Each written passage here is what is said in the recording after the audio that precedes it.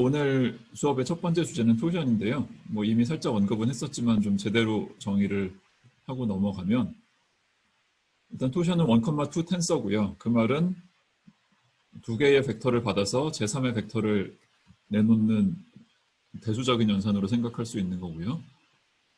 뭐 수학 교과서에 실린 엄밀한 정의는 여기 써 있는 바와 같습니다. x랑 y라는 벡터 필드를 대입을 하면 x 방향으로 y의 공변 미분을 취한 거 빼기 y 방향으로 x의 공변 미분을 취한 거 빼기 xy의 리브라켓, 그런 컨비네이션이고요. 뭐 이 정의만 봐도 금방 알 수 있는 쉬운 성질 하나로 x랑 y의 순서를 바꾸면 값이 부호만 바뀌고 절대값은 안 바뀐다는 것을 쉽게 확인할 수가 있습니다. 근데 우리가 전에 이 공변 미분을 공부를 할 때도 그렇고 이 리브라켓을 공부를 할 때도 그렇고 이 각각은 텐서가 아니란 얘기를 했었죠.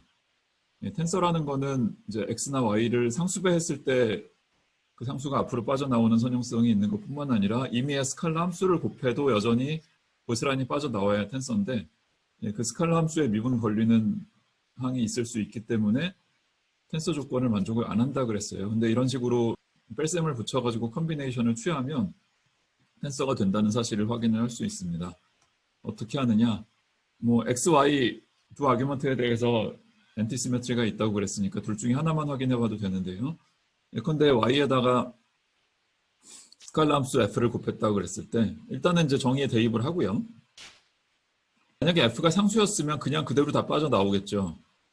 그럼 문제가 안 되는데 요 두 번째 항 말고 나머지 첫 번째 항이랑 세 번째 항은 저 f가 있는 위치랑 그 다음에 미분이 어떤 방식으로 되는지를 보면은 f에 미분이 걸리는 항이 추가로 나올 수가 있다고요.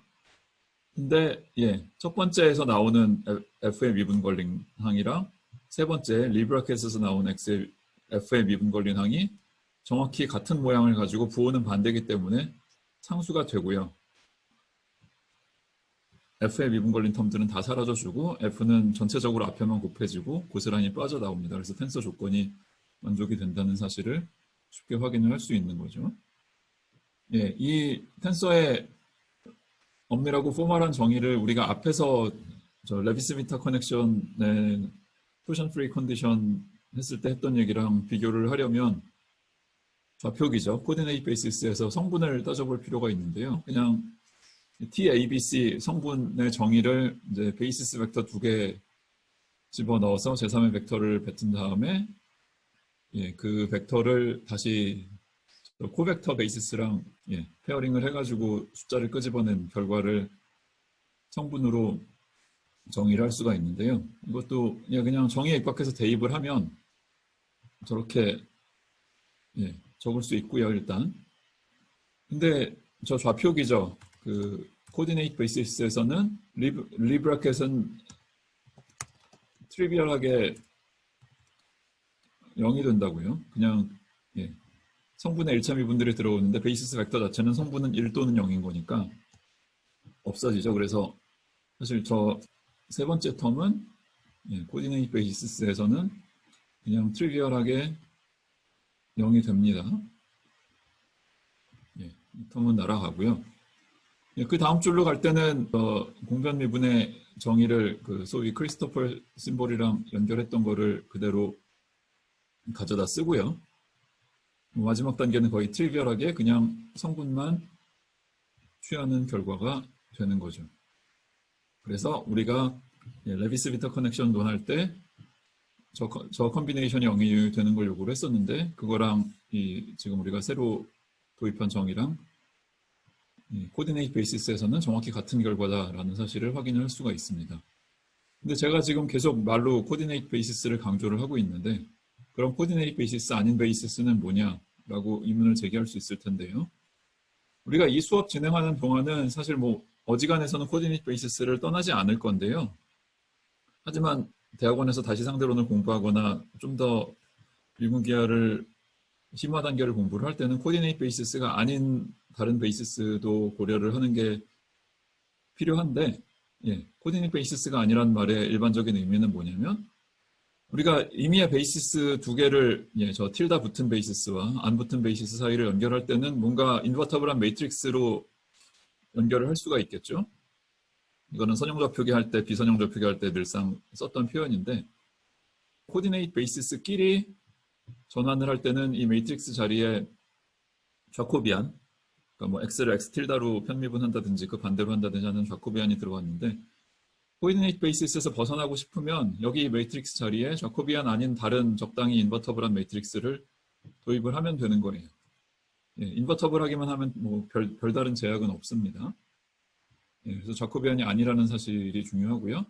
여러분들이 이미 공부해본 범위에서 저런 사례가 있었느냐?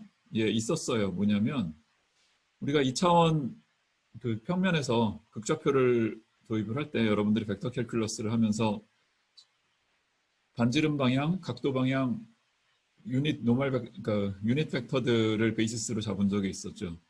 특히 저 각도 방향 유닛 벡터는 지금 우리가 쓰고 있는 저 코디네이트 베이시스 노테이션으로 하면은 파이 방향 미분에 해당하는 코디네이트 베이시스에다가 앞에 1/r이라는 r에 따라서 변하는 팩터를 곱해준 거에 해당이 되거든요. 그래서 이 phi hat이라는 거는 제대로 따지자면 non-coordinate basis에 해당이 됩니다.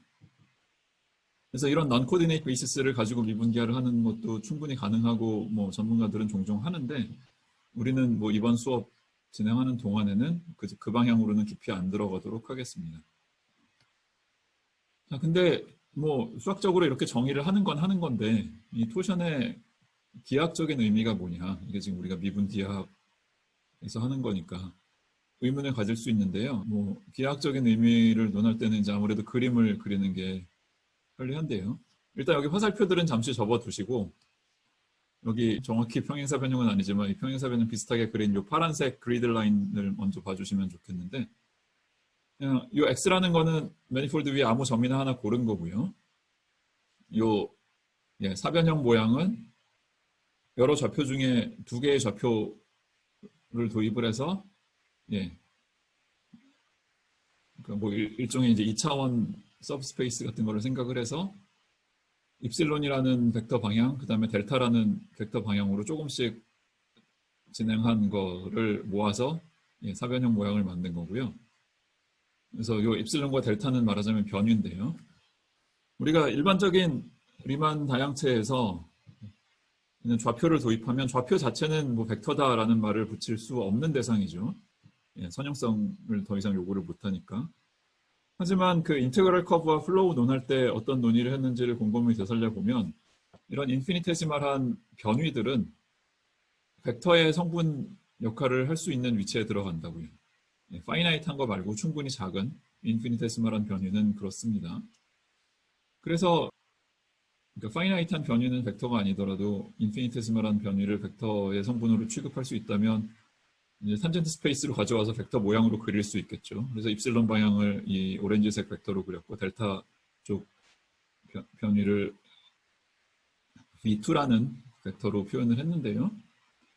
지금부터 하고 싶은 일은 뭐냐면 요 수평 방향에 가까운 오렌지색 벡터는 저 델타 방향으로 평행이동, 패러렐 트랜스포트를 시키고요. 이 델타 방향으로 뻗어 있는 보라색 벡터는 입실론 방향으로 수평에 가까운 방향으로 패러렐 트랜스포트를 시켜서 V2'이라는 벡터에 대응을 시키는 겁니다. 여기서 패러렐 트랜스포트는 커넥션, 코베런트 디리버티브를 하는 거고요. 그럼 바이 데피니션 패러렐 트랜스포트 하는 동안은 저 코베런트 디리버티브의 성분들이 다 0이 돼야겠죠. 그거를 굳이 저 편미분과 그다음에 커넥션 코에피션트 붙은 거를 구분을 해서 쓰면은 결과를 이런 식으로 다시 정리를 할 수가 있고요. 그래서 여기서 조심하셔야 될 게 V1과 V2는 처음부터 이제 인피니테시멀 디스플레이스먼트를 벡터의 정의로 삼은 거고요. V1'과 V2'은 원래부터 그 자리에 가 있었던 게 아니라 패러렐 트랜스포트를 통해서 거기 가서 새로 심은 거예요. 자, 그럼 저 V1'A라는 거는 V1이 원래부터 저 자리에 가 있었던 게 아니라 이제 패러렐 트랜스포트한 결과가 델타만큼 옮겨간 자리에 있는 건데 그거는 그냥 일단 테일러 전개의 일반적인 방식으로 쓰면 이렇게 편미분으로 쓸 수 있을 텐데 애초에 이 패러렐 트랜스포트를 따라왔으니까 저 윗줄에다 적어놓은 그 편미분과 커넥션 코에피션트의 관계를 만족을 할 거고 그래서 커넥션 코에피션트를 가져와서 이런 식으로 다시 쓸 수 있을 겁니다. 그리고 V2 프라임을 구하고 싶으면 이 V1을 계산한 방금 보여드린 식에서 1과 2를 바꾸고 델타와 입실론을 바꾸면 입장이 바뀐 거겠죠. 자, 그러면 V1과 V2 프라임을 더해서 오른쪽 아래를 통해서 오른쪽 위로 올라간 그 두 벡터의 합성에 해당되는 변위를 따질 수 있을 거고, V2에다 V1 프라임을 더해서 왼쪽 위를 거쳐서 오른쪽 위로 옮겨간 두 디스플레이스먼트의 합을 계산할 수 있을 텐데, 그 둘의 차이가 어떻게 될지 계산을 해볼 수 있단 말이에요. 그래서 이 x를 원점으로 삼아서 x에서 바로 뻗어나간 건 뭐 그 변위의 정의에 따라서 그냥 입실론 또는 델타고요. V2 프라임, V1 프라임에 해당되는 것들이 이제 위에서 계산한 양이고, 그것들을 두 개를 더하면 이런 식으로 결과가 나오는데, 그 두 개의 차이는 이 오른쪽에 써놓은 것처럼 벡터를 바로 잡고요. 앞 페이지에서 텐서의 성분이 이 코디네이트 베이시스에서 감마의 BC, CB 교환한 차이라고 했으니까 이 1번 벡터, 2번 벡터 디스플레이스먼트의 차이는 정확히 토션에 비례하게 나오겠죠. 자, 근데 뭐 토션 얘기를 뭐 나름 길게 했지만 다소 허무하게도 우리는 이제 일반 상대론 하는 동안 계속 토션 프리 커넥션, 즉 토션이 0인 커넥션만 따질 거잖아요. 그 중에서도 이제 매트릭 컴패터블한 레비스 비타 커넥션만 따질 건데, 그렇기 때문에 뭐 토션에 관해서 지금 방금 공부한 내용을 자세히 기억하고 있을 필요는 없고요. 그냥 토션의 뭐 정의가 어떻게 되고 성분이 어떻게 된다는 정도만 기억을 해도 괜찮은데, 그래도 기왕에 배운 김에 토션이 0이 아닌 커넥션은 도대체 어떻게 생겼을까 살짝 생각해보는 것도 나쁘지 않을 것 같은데요.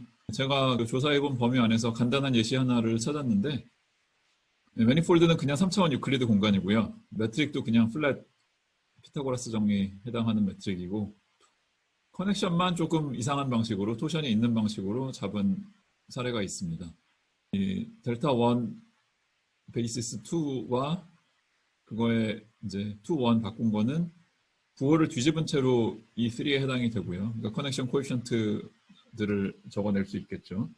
그다음에 이제 1, 2, 3를 사이클릭 퍼미테이션 한 거에 따라서 비슷하게 생긴 식이 세 줄이 적히고요. 반면에 이제 1, 1, 2, 2, 3, 3 방향 커넥션은 다 0인 걸로 셋을 하면 이건 분명히 토션이 있는 거예요. 1, 2랑 2, 1이랑 차이가 이제 그 두 배의 3의 그 방향 벡터가 되니까. 근데 이게 토션이 있는 example임에도 불구하고 기하학을 해보면 아주 과격한 차이가 있지는 않은데요. 이건 여러분들한테 연습 문제로 남겨드릴 텐데, 매트릭 컴패터빌리티는 토션이 있음에도 불구하고 유지가 되고요. 이 커넥션을 그냥 듀어데스 이퀘이션의 데피니션에 대입을 해서 듀어데스 커브를 구해봐도 여전히 직선이 잘 나옵니다. 하지만 토션이 있기 때문에 이건 분명히 레비스 비타 커넥션과는 다른 커넥션이라는 것도 확인할 수 있습니다.